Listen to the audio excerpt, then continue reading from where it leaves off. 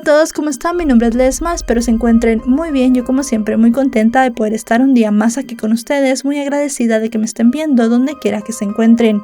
El día de hoy tenemos un caso sucedido en los Estados Unidos, el de Angela Stoll. Acompáñenme a ver todos los detalles.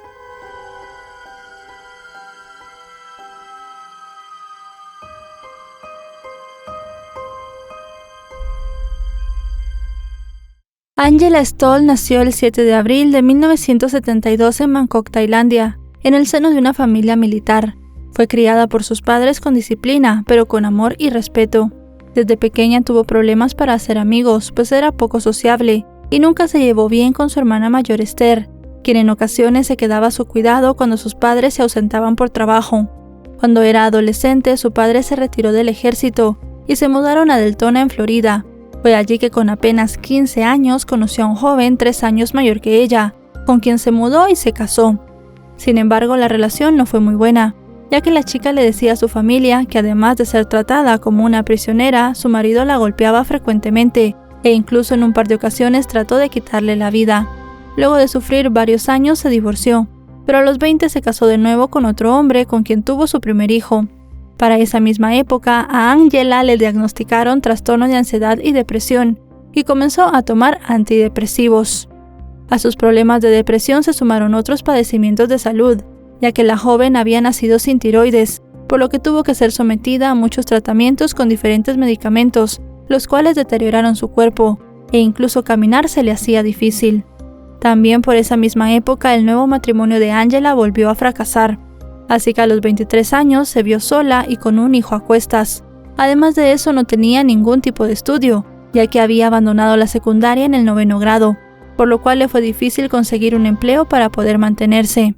Entonces comenzó a pensar que necesitaba conseguir a un hombre que la apoyara económicamente. Debido a esto, a los 25 años volvió a casarse, y de esta unión nació su segunda hija. La nueva familia se mudó al condado de Volusia, en Florida.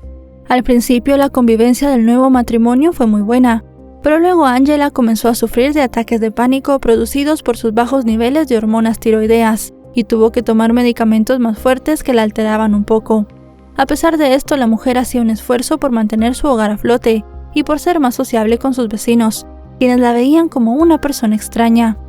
Para el año 2006 se mudó al otro lado de la calle de donde vivía Angela James Schaffer, un conductor de limusina oriundo de Filadelfia. Era un hombre afable y divertido, que tenía una relación de 17 años con una mujer llamada Candy Medina. Ella tenía un hijo de una relación anterior, y 2 más producto de su unión con James, que eran casi de la misma edad de los hijos de Angela, que para ese momento tenían 11 y 9 años. Los pequeños solían jugar juntos, y pronto las familias se hicieron grandes amigas, y además se ayudaban mutuamente. Salían de fiesta y de viaje juntos. A Angela le gustaba acampar con sus hijos y era una gran coleccionista de armas. Tenía todo tipo de artefactos. Algunos de estos eran ornamentales, pero todos reales, y aunque las armas no estaban cargadas, tenía municiones para todas. A pesar de la aparente felicidad, el matrimonio de la mujer comenzó a desmoronarse, hasta que un día su marido se hartó y se fue sin dejar rastro. Al principio estaba feliz, pues según ella él no la trataba muy bien, pero nuevamente se vio mal económicamente, pues estaba sola con sus hijos. Constantemente recurría a su familia para que le prestaran dinero, pero los préstamos no eran suficientes. Fue así como en octubre de 2012 su amigo James le propuso un plan para ayudarse económicamente. Ella se convertiría en su beneficiaria en los pagos del seguro social por discapacidad de él, quien recibía $1,230 al mes, y ella a cambio podía recibir $100 mensuales que le ayudarían a cubrir algunos gastos. Al principio Angela dijo que no, pues no quería meterse en problemas, pero él continuó insistiendo hasta que finalmente la mujer accedió. Fueron juntos a la oficina del Seguro Social y también al banco donde abrieron una cuenta mancomunada, a la cual él pidió que se realizara un cheque de cobro anticipado. Al parecer el hombre comenzó a sobregirar la cuenta, y aunque Angela intentó evitarlo, su vecino encontraba las formas de obtener los números de tarjeta y cargaba cientos de dólares todos los meses, hasta que llegó a los números rojos. Al principio no había problemas, pues James siempre pagaba, pero el Seguro Social comenzó a retener parte de su pago, lo cual le causó serios problemas, pues él necesitaba urgente el cheque completo para pagar las deudas, entre ellas el pago de unos meses de atraso que tenía por el alquiler de la casa donde vivía con su familia, cuyo propietario lo estaba presionando con el pago. James estaba desesperado, ya que estaba a punto de ser desalojado, y contaba con sobregirar la cuenta para pagar el alquiler. El hombre comenzó a presionar a Angela para que le pidiera $4,000 prestados a su padre, pero ella no estaba dispuesta a involucrar al hombre, pues ya tenía una edad avanzada y no estaba bien de salud. Para abril de 2013 la situación entre ellos se tornó aún peor, cuando Angela decidió desactivar el adelanto de cobro de cheques. El 3 de abril de ese año, Angela y su vecino habían acordado verse para hablar sobre el dinero. Ella, en compañía de sus hijos, recogió a James esa madrugada al salir del trabajo. Cuando llegaron a casa, los niños se fueron a dormir, y ella se quedó con él bebiendo, mientras hablaban del supuesto dinero que su padre le prestaría. La mujer aprovechó para añadir a la bebida de su vecino un analgésico recetado que le había robado a su padre, sabiendo que causaba somnolencia, especialmente cuando se mezclaba con alcohol. Cuando el hombre se sintió desorientado y confuso, Angela lo llevó hasta un cementerio local. Al llegar detuvo el auto y ambos comenzaron a hablar, pero cuando ella le dijo que había cancelado los anticipos de cobro de cheques, el hombre al parecer entró en cólera y se abalanzó sobre ella exigiéndole dinero. En ese momento, Angela tomó un picahielos que tenía en una caja en el asiento trasero del vehículo y se lo clavó a James en el ojo, pero eso no lo mantuvo alejado, así que tomó una cuerda y se la puso alrededor del cuello. Posteriormente, después de que James dejó de moverse, tomó de nuevo el picahielos y le perforó el otro ojo. Cuando el hombre ya estaba sin vida, Angela no sabía qué hacer. Pensó en llamar a la policía, pero los pensamientos que recorrían su cabeza le decían que la policía nunca le creería y que además perdería a sus hijos. Entonces envolvió la cabeza de James en plástico para evitar que sangrara y manchara su vehículo, y condujo hasta su casa con el cuerpo en el asiento del pasajero. Al llegar a la vivienda, estacionó el automóvil en el garaje, donde cortó el cuerpo con un cuchillo y una sierra. Luego movió las partes una a una hacia su cocina y las metió en el horno. Pero cuando empezó a salir humo y un olor insoportable, se dio cuenta que la podían atrapar e ideó otro plan. Comenzó a hervir algunas de las partes en la estufa, mientras que otras las colocó en bolsas de basura y las desechó en el bosque detrás de una casa, con la ayuda de sus hijos adolescentes, a quienes les hizo creer que se estaban deshaciendo de un ciervo que ella había matado con su automóvil la noche anterior. Mientras se deshacía de James, la pareja de este se preocupó cuando no regresó a casa luego de llevar a un cliente a Tampa, y tampoco se presentó en su próximo trabajo. Candy entonces denunció la desaparición del hombre ante la policía, quienes inmediatamente hicieron un llamado público para obtener información sobre su paradero. Según la información manejada por la policía, James había sido visto por última vez el 2 de abril, cuando salió de su casa. Los volantes de personas desaparecidas lo describieron como un hombre de 1,80 m de estatura, 120 kilos de peso, ojos marrones y cabello castaño.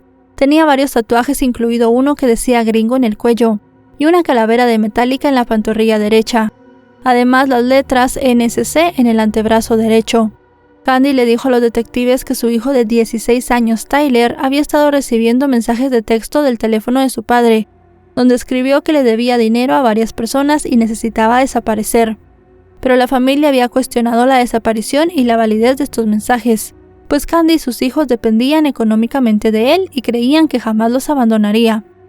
Los investigadores fueron a la empresa donde trabajaba el hombre y hallaron su camioneta estacionada en el negocio, pero tras inspeccionarla no encontraron pistas. El jefe de James, Pete Harrington, dijo a los oficiales que no sabía dónde estaba, y en el trabajo no había ocurrido nada fuera de lo común. Sin embargo, John Brucho, uno de los mecánicos de las limusinas, les dijo a los investigadores que había visto subir a su compañero en un vehículo sedán negro alrededor de las 3 de la mañana del último día que lo habían visto con vida. Según el testigo, James tenía problemas con el juego y había acumulado deudas. Además, admitió que no se llevaban bien con él y habían discutido semanas atrás. A pesar de esta declaración, la policía no encontró evidencia que conectara a John con la desaparición de James, por lo que fue descartado como sospechoso.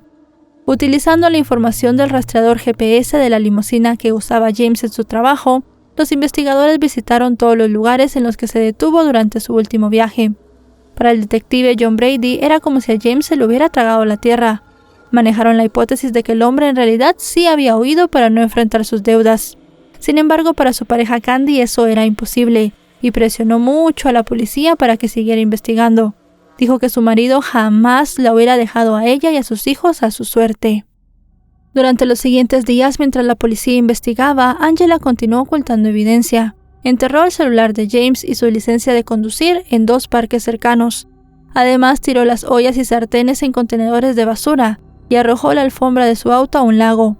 Durante la investigación, los registros del celular del hombre desaparecido arrojaron una pista. James había enviado mensajes de texto a su vecina Angela, quien negó conocerlo días antes cuando los agentes hablaron con ella. Cuando fue interrogada nuevamente, la mujer dijo que estaba ayudando a su vecino con sus finanzas, porque él no tenía una cuenta bancaria, y aseguró que lo había visto por última vez los días 5 y 15 de abril, a pesar de que los miembros de su familia no lo habían visto desde el día 2. A medida que pasaban los días, la actitud de Angela se volvió más sospechosa, e incluso comenzó a tener pesadillas y a estar paranoica, pues además había dejado de tomar sus medicamentos. Los detectives la siguieron de cerca, mientras continuaban trabajando en el caso, el cual dio un giro inesperado el 20 de abril, cuando la hermana de la mujer llamó al número de emergencias y dijo que Angela se estaba comportando de manera extraña y temía que intentara quitarse la vida. Esther le dijo al operador que Angela fue a la casa de sus padres y les dijo que había cometido un delito muy grave y la estaban investigando por eso. Inmediatamente, una comisión policial acudió a la residencia de la familia, pero Angela se negó a hablar con los investigadores sin la presencia de un abogado. Fue llevada entonces para una evaluación de salud mental. Mientras se le realizaban las pruebas, los funcionarios obtuvieron una orden de allanamiento para ingresar a su residencia, la cual parecía una casa de terror. En el sitio había grafitis pintados en las paredes, además de extraños iconos religiosos y ropa sucia esparcida por todos lados. En su recámara, Angela tenía objetos sexuales regados y pentagramas dibujados. Los detectives pensaron que la mujer podía pertenecer a algún tipo de culto, por lo que sus sospechas hacia ella crecieron. Luego de varios interrogatorios, Angela finalmente confesó el crimen. Describió con detalles gráficos cómo había cortado el cuerpo de James y cómo lo había cocinado. Los investigadores necesitaban corroborar su historia, por lo que la mujer los condujo a varios lugares en Florida Central, donde afirmó haber arrojado las partes del cuerpo. En una zona boscosa del pequeño pueblo de Austin, los oficiales encontraron una olla con huesos y parte del cuerpo en bolsas de basura, entre ellas un muslo, la rótula y algunos tejidos blandos, pero no estaba ni la cabeza ni el dorso. También recolectaron prendas de vestir que coincidían con las que los familiares de la víctima dijeron que había usado por última vez antes de desaparecer. Angela también llevó a los detectives a un lugar en Stanford, donde dijo que había enterrado el celular de James.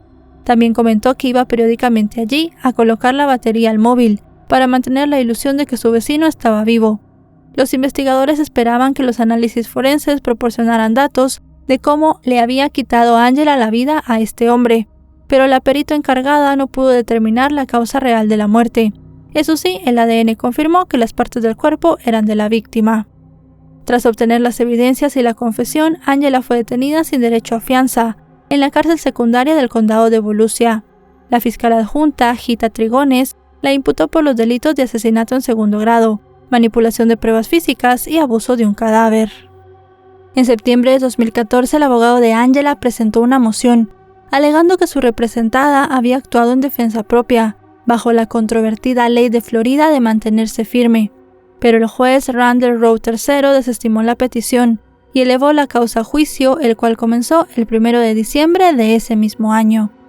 Durante el debate, los fiscales presentaron como móvil la codicia, alegando que mientras la administración del Seguro Social pensara que James estaba vivo, se depositarían directamente a su cuenta cheques mensuales por $900. Tomemos en cuenta que esta cuenta estaba conjunta entre Angela y James. Expusieron su hipótesis de que la acusada le había dado la medicina a James y luego le había quitado la vida cuando se desmayó. Revelaron que horas antes del hecho, Angela había comprado plástico, el cual utilizó para envolver la cabeza de James, así como guantes de goma, lo cual indicaba premeditación. La acusación aseguró que la mujer estaba tan enojada porque James seguía sobregirando la cuenta compartida que urdió todo el plan para quitarle la vida. La misma acusación llamó como testigos en el proceso a la hermana y a la hija de Angela, quienes testificaron que ella les había confesado que había drogado y le había quitado la vida a James. En el caso de la hija de Angela de 17 años, Dijo que cuando le preguntó a su madre por el horrible olor que había en la casa, primero le mintió diciéndole que era una rata muerta en el horno, pero luego se sinceró con ella y le contó lo que le había hecho a su vecino, supuestamente porque él había amenazado con quitarle la vida. Angela también subió al estrado para rendir su testimonio. Con su par de anteojos y su largo cabello castaño y vestida de negro, ocasionalmente se volvía hacia los miembros del jurado mientras les hablaba con voz temblorosa. Dijo que le había quitado la vida a James en defensa propia y que no sabía cuáles eran sus derechos en ese momento, o lo habría denunciado a la policía de inmediato, pero temía que sus 2 hijos perdieran a su madre. Señaló que trató de preservar algunas evidencias para la policía, colocando partes de ellas en bolsas de plástico como la licencia de James, la cual enterró en un parque, pero gran parte de la evidencia no la conservó, pues la cabeza de James nunca fue encontrada. Solo se localizaron 56 de los 206 huesos del hombre. Continuó relatando que usó una sierra para maletas para poder cortar el cuerpo, y luego, después de intentar sin éxito incinerar las extremidades, las metió en bolsas de basura y las tiró por todo el condado. Si bien los fiscales argumentaron que Angela había puesto un somnífero en la bebida de James sin que él lo supiera, el abogado de la mujer cuestionó a la acusación, pues aseguró que James sabía que el relajante estaba en la bebida y que la intención de Angela no era matarlo, sino alejarlo de sus 2 hijos, pues sabía que cuando le dijera que no le daría más dinero, ella se enojaría. Señaló que James se molestó y la tomó por el hombro derecho y comenzó a acercarse a ella mientras estaban sentados dentro del automóvil, y amenazó con quitarle la vida a ella y a sus pequeños. Refirió que en ese momento metió la mano en una caja de equipo de campamento que tenía en el asiento trasero. Pensó que había sacado un destornillador, pero resultó ser el picayelos, el cual, como ya sabemos, le hundió en el ojo al hombre. Dijo también, como ya sabemos, que él seguía sujetándola. Entonces ella volvió a meter la mano en la caja y agarró un dispositivo para trepar árboles, un cable eléctrico con mangos de plástico, y se los puso alrededor del cuello, quitándole la vida. La fiscalía mostró una cinta de video de una de las entrevistas realizadas a Angela mientras estaba en la oficina del alguacil, en la cual aseguró que luego de quitarle la vida a James, le sacó el picayelo del ojo derecho y se lo metió en el ojo izquierdo. Sin embargo, en el estrado, Angela dijo que no recordaba haber hecho eso. Dijo que después de todo lo que había sucedido, sus pesadillas se mezclaban con la realidad, distorsionando sus recuerdos. Durante el contrainterrogatorio, la acusación señaló cómo Angela cambió su historia y les había mentido a los investigadores que pasaron por su casa para preguntar por su vecino, a quien seguramente en ese momento estaba cocinando. Toda la sala del tribunal se quedó en silencio, cuando la mujer respondió que cuando la policía tocó su puerta, ella ya había apagado la estufa y puesto a James donde pertenecía. Cuando su abogado le preguntó qué había hecho con el picayelos, Angela respondió que tuvo que sacárselo porque no cabía en la olla. Luego de que el jurado escuchara esta confesión, los cargos de Angela fueron elevados de asesinato en 2º grado a homicidio en 1er grado. Los otros delitos se mantuvieron.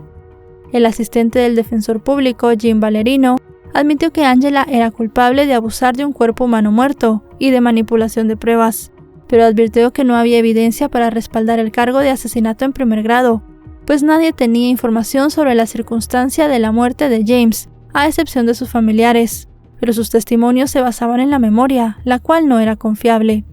La mujer, vestida con pantalones negros y una blusa azul brillante, se sentó junto a su abogado y no mostró ninguna emoción. Ocasionalmente miraba a los miembros del jurado durante los argumentos finales.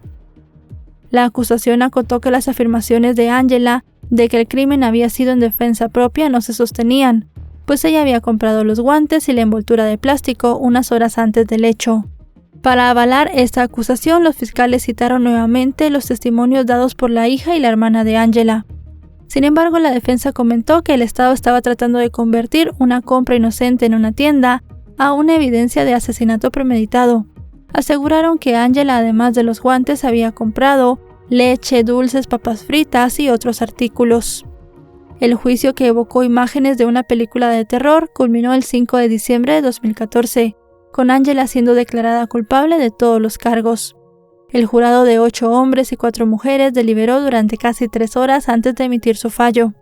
La mujer no mostró ninguna emoción cuando escuchó su sentencia, ni tampoco reaccionó cuando el alguacil se acercó y le colocó las esposas, mientras el juez tomaba la palabra para emitir la condena. Luego de alabar el trabajo hecho por el jurado y señalar que la mayoría de los presentes quizás jamás habían escuchado algo tan escabroso, el magistrado condenó a Angela, de 42 años, a cadena perpetua sin posibilidades de libertad condicional. También la sentenció a 15 años por abusar de un cuerpo humano muerto y a otros 5 por manipular evidencia. No se presentaron cargos contra sus hijos, pues según la fiscalía no había evidencia de que ellos supieran que estaban ayudando a su madre, quien le había quitado la vida a su vecino. Creían que se estaban deshaciendo de partes de un ciervo muerto. De no haber sido por su confesión, quizás las autoridades jamás hubieran podido esclarecer el crimen de James, cuya cabeza y torso jamás fueron encontrados. Y bueno, chicos y chicas, hasta aquí el video de hoy. Un caso impactante, un caso terrible que le pone los pelos de punta a cualquiera. Realmente la forma en la que Angela se deshizo del cuerpo de James es aterradora. Y al final, bueno, la familia del hombre pues no pudo enterrar todos los restos de él porque no aparecieron todos. Lamentable, una vida que se perdió, un padre quien mantenía su hogar, tenía muchos problemas con el juego y muchas deudas, pero al final estaba tratando de cumplir sus funciones como padre. Angela nunca trató tampoco de mantenerse inocente por algún motivo mental. No sabemos si la defensa evaluó esto y si esto pues hubiese sido mejor para ella, pero pasará el resto de su vida en la cárcel. Realmente hizo algo terrible, algo espantoso, y nunca sabremos si lo hizo premeditadamente o en defensa propia. Al final lo único que queda aquí es que fue declarada culpable, le quitó la vida a su vecino, lo cocinó y luego tiró pues las partes del cuerpo en diferentes lugares. Si este video les ha parecido informativo, recuerden dejarle un me gusta, recuerden suscribirse si no lo están. Actualizo 3 o 4 veces por semana y si están suscritos les llegará una notificación cada vez que yo suba un video. En redes sociales me encuentran como LesmaVR, tengo Facebook, Twitter, Instagram y TikTok. Allí subo contenido todos los días, contenido de esta misma temática, casos diferentes a los que van a ver en mi canal, con una edición, un guión diferente y también temas diferentes, así que si les gusta mi contenido y les gustan estos temas, pueden ir a buscarme en esas redes sociales que, como les digo, subo contenido casi a diario. Ahora sí, no me queda nada más que decirles que nos vemos hasta otro caso. Adiós.